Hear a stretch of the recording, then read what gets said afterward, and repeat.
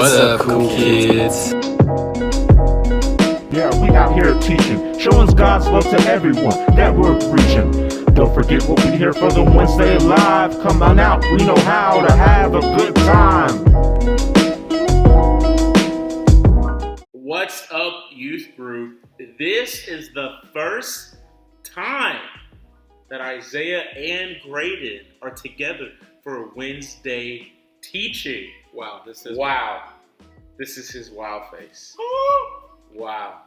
Well, you know what we're gonna do? We're gonna talk about Christmas. Christmas! If you don't know, Graydon, this gentleman here, has presented an amazing sermon. The video is right here. The link is also in the description to get to said video. There it is. There it is. YouTube professionals right here. But we thought it'd be great if we came here and we did a little interview with the Graydon Jones. So everybody in the audience, give it up for Graydon. Give it up for Graydon. Give it up, give it up, give it up. Well, I'm going to ask him a question, and then he will ask me a question as the active listener of his sermon, which I was there. You'll find it in the video. That'll be right here, link in the description. Okay, Graydon Jones, you preached a sermon about God is with us in the mess, and He is bringing peace. Yeah, that was my main thing. That is your main Word thing. for word. Word for word. Active listener.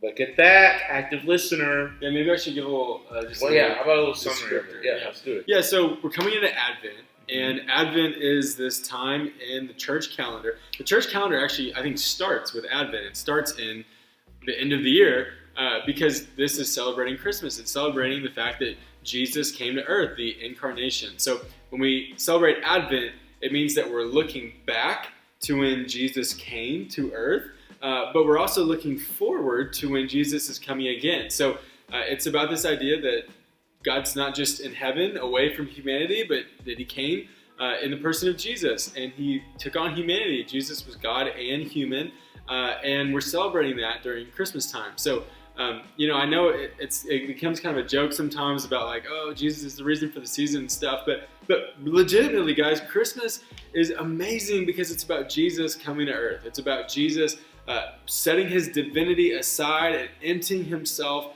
and becoming human. It's really, really good news, and so that's what I was preaching on Sunday. So like Isaiah said, the main thing was just that Jesus came into our mess. So He didn't just come to earth like a total divine being where everything was great. No, He experienced limited humanity. Like He went through temptations, He went through sufferings, and that's really, really good news in a messy time such as this in 2020. And He's bringing peace, so we can actually walk in peace even in the middle of our messy circumstances. I know a lot of us in the youth group have been affected by COVID or by school, going online and in-person, online, in-person, all that kind of stuff. Some of parents' jobs have been affected. This is a really hard year. But in the middle of that, we can say Jesus is with us in the mess, and He's bringing us peace. Wow. That was... Snap it. Snaps all around. Snaps all around. I have a question, though, for your sermon. Okay. Are you okay with that? Yeah. I think that's why we're here. I like it when people question. I like it when people say, hey, that didn't make sense. Okay. What if someone doesn't feel peace in the situation that they're in the mess? We talked about how God comes, He brings us peace in the mess. But what happens when we don't necessarily feel peace? Yeah, that's a great question. Because all of us are kind of feeling that tension, right, of like feelings and knowledge, right? So, and even in the sermon, I talk about there's a difference between knowledge and belief, right? So you can know a lot of things and not really let them change your life, right? So we can know a lot of things that we don't feel, or we just have to take it for granted and hope it's true, but it doesn't really change our life at all. But I think that God with us, this message really should change the way we live. So then the question is, well, how can I change the way I live if I don't feel it, right? And I think that we have to be careful here because we kind of live in a world that's dictated by feelings. We really do. I mean, feeling is a good thing. I think there's a lot of positives to this, and the idea that we should, do things differently than they did a long, long time ago, where like you marry someone because you love them, right? And not because you have to marry them, or we are open and honest about our feelings with one another instead of just packing it down deep inside. So feelings are a good thing. Emotions are a good thing. God created them. Okay, hear me say that. But we live in this world where we just go every which way our feelings take us, and that does not necessarily lead to holiness. It doesn't necessarily lead to like a good relationship with God, because our feelings are all over the place, right? And we know that because we've gone through 2020, and some days have been really, really good, and some days have been really, really hard, right? Our feelings have been something like this. So how do we walk in peace even when we don't feel it? Well, I think that the part of this is just there's a choice involved in this. There's a choice to believe that Jesus is with me, even right now, even if I don't feel it, even if my circumstances don't make it seem like that's true. I choose to believe that Jesus is with me, and therefore I can walk in peace, regardless of if I feel it or not. But then there's also this thing about obedience. As Eugene Peterson said, long obedience in the same direction. That's what I'm trying to say. So choosing long-term obedience in the same direction, obedience to God, I think that develops peace in us. I think that over time, we get formed into the image of Jesus, and suddenly we start reacting to things peacefully rather than maybe with anger or frustration like we used to, right? So part of this answer actually is just keep going. Just keep choosing. Keep believing that God is with you, and over time, our character really does change. Like, I desire God more than I used to. You know, I act more peacefully than I used to. So I think that even when we don't feel it, if we keep choosing it, I think it actually changes our heart, our desire, and the way that we are hardwired, because we're being formed into the image of Jesus instead of ourselves. So I think that's part of it, is that, yeah, not every day are you going to feel peaceful. But part of peace is the continual choosing of it. There's never going to be a time where we are just all peaceful all the time with nothing wrong ever. That's called new heavens and new earth. It's in the future, right? And so to be peaceful then today actually just means a continual choice to be peaceful in the midst of our hard circumstances.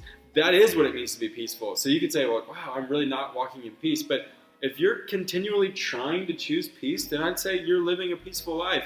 That's all we can do right now, is just continually choose it over and over and over. So we cannot be a slave to our feelings, because we'll just go every which way, and we'll never have anything really foundational to stand on. Instead, we have to choose obedience to Jesus, and that means trusting that He really is with me in the mess, and therefore things are going to turn to peace. And two, let me add this too, is that there are some feelings that that become habits for us. So this is where feelings do come in, is if you're saying, I'm not feeling peaceful, well, that's probably a result of your habits that you have formed. So your love, your desire, it forms habits in your life. So you just react a certain way, and you don't even have to think about it, right? So not every choice is actually about our knowledge. Some choices are because it's just the way I always act, because it's the way I've formed my whole life. And so if you want to know how to walk in peace even when you don't feel it, it means you need to create a habit of peace. You need to create a formation of peace inside of you. So that is where it all comes together, is the more you choose peace, the more you're forming a natural response of peace in the future. So then someday there is going to be a point where you just feel peaceful, because this is just how I am. It's my habit. I've formed myself this way. So it starts with choice, but then it really does turn into feelings. It comes out of our heart. And this is why Scripture says to guard your heart, because it's where your life flows out of. This is why Scripture says to guard your heart, right? Because it's where our life flows out of. It's who we are. Is the things we desire, the things that we love. And so if you love peace and you keep choosing peace, it's going to just kind of be shaped inside of you. And at some point, you're going to find yourself just reacting peacefully without even thinking about it. So I have a question for you, because I want to know just the way that you're thinking as someone who's heard the message, is what does this message mean for you in light of 2020? So, and it's kind of two things. So God is with us in the mess, and He's bringing peace. How does that comfort you? First of all, how does that comfort you in light of COVID and 2020 and all the hardship it's brought? But then how does that shape you moving forward in just the way that we've talked about, how you form yourself over time? How does that shape your habits and your practices here moving forward? So how does it comfort you, but then how does it change the way you live? Okay, well, I think the way it comforts me is the sense that I'll just take it in pieces. So God is with us. I think that is just a comforting revelation, that there's never any point in my life where God is not with me. Yeah. And in a sense of, and with 2020, that is something that is just comforting, because I believe that God's character is that he's good, that he's for me, that he wants what's best for me in the long run. And that even in a season, in a weird year like 2020, where there's a lot of just ickiness that goes on, that I know for sure that if God is with me, then he has it in my best interest. Yep. And I think that is, I think that is a trusting of his character. I trust that God has my best interest at heart. And so God being with me is a good thing. And so he's with me in the mess. I would say that, how does that, I think that kind of goes more to the forming part of my life. That there will be messes. I think that is that's a good thing to form myself. You're messy, man. You're messy. I'm very messy. And I'm messy, and you're messy. We're all messy. Yeah. That's just how it is. But I think when we realize that life isn't always going to be this squeaky clean thing, and we anticipate messes, I think that helps us understand our having peace in Jesus, because I don't think that means that our lives and our peace are not determined on life being super perfect or not. I think that whenever our life is perfect, or perfect, however you want to put that, that's not 2020. I think that if we say, okay, my life is at peace and then, but it's not at peace now, I think that our peace isn't based on a person. Our peace is based on just life situation. And I think that if God is always with me, that is always constant. And I believe that he is the one that brings the peace. So the giver of peace never leaves, even if my life is really good or really bad. Yep. So then I should always have peace. I think that's just how that works. And so what does that do practically? I think practically speaking, it's okay to feel anxious. I think it's okay to feel like 2020 is not the best year in the world, but to know that ultimately it's all going to be okay. And it's not, I don't need to, what would you say the opposite of peace would be? Outrage, maybe? No, I mean, it could be a lot of things. I think outrage, it could be that anxiousness and worry. It could be just chaos. That's what I kind of imagine is the opposite of peace. It's just you feel chaos. You feel like nothing is stable. Right. That's what I kind of. Yeah. So I love that. So peace would be stability. I think that when we think about what you said in your sermon about how God is with us in our mess and he's bringing peace, I could even say that he's bringing a form of stability to our lives that covers all these things. Yeah. And it's such a rich forming thing, because I could walk into any situation and know that I'm going to have peace. There's going to be times where things are going to be really, really bad or crappy, but the stability is not the situation. The stability is Christ. Yeah. And if I keeping my mind in that revelation and I act upon that revelation, then that means that I'm going to be formed to have an initial reaction to having that. I won't get super anxious. My first initial reaction will be, I know that God is my stability. I know that he is with me right here, right now. Yeah. So that peace is here. Yeah. I have peace. Yeah, that's really good. I love what you're saying about walking in peace, simply because of this news of God with us. And it makes me think about that picture in Psalm 23 where it talks about God sets a table before my enemies, and how would it be how could David comfortably eat when he knows his enemies are around? The way he would be able to do that is knowing that there is a more powerful presence with him, right? So when you're walking into something scary, as long as you have a powerful presence with you, you have someone who will protect you, then you can walk in peace. You don't have to be afraid. You don't have to be anxious, right?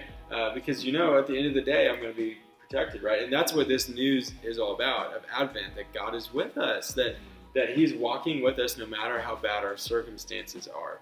And I think that's super comforting, and it really changes the way that we live, because we turn to Him throughout the day, and we call on Him, and we say, Jesus, I need you, and I know that you're with me. So I'm calling out to you. I'm sharing my vulnerability with you, Jesus, but also I can be comforted and peaceful at the same time because I know that you're with me. Yeah. So that's really good, man. I hope this is helpful.